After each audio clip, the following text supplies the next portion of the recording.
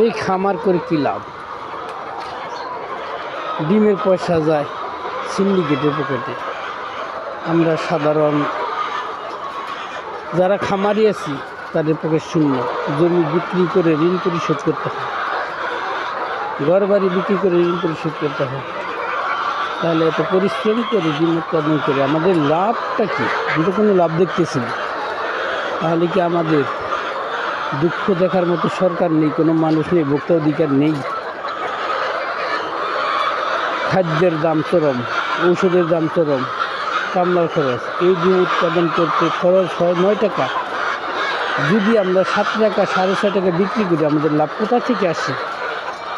সরকারকে দেখার অনুরোধ করছি। আমাদের খামারে শেষ হয়ে গেলে বাংলাদেশ টিকবে না।